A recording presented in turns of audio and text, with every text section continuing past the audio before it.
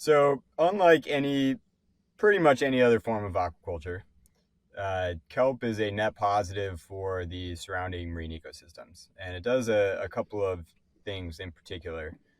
Number one is that kelp grows incredibly fast. Mm. Giant wild kelp can grow up to 2 feet in a day. Our kelp, at maximum will grow up to a foot in a day or a little bit less.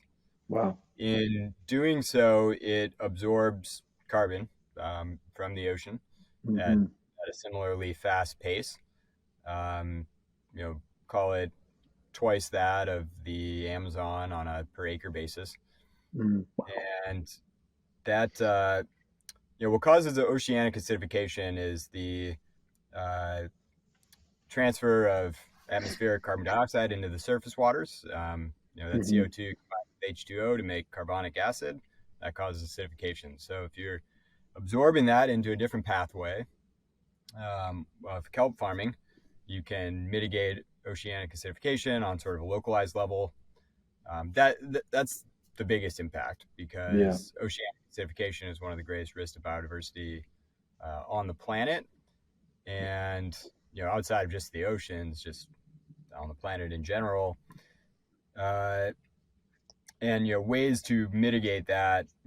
Not only have sort of the direct impact of the mitigation, but just cascading impacts of throughout the entire food chain and the way the whole marine ecosystems can absorb and sequester carbon.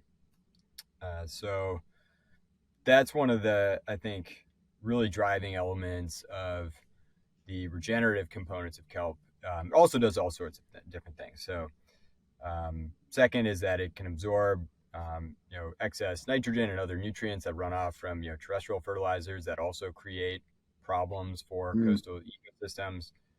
Provides food and shelter for all sorts of marine life. Yeah. There's like a 30 to 40% increase in both biodiversity and abundance of marine life inside of a kelp farm versus outside. Wow.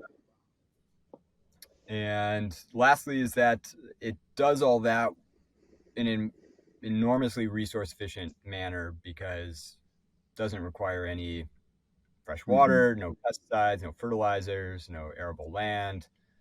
And so you're not having to use an enormous amount of resources to create those benefits. It's almost input free.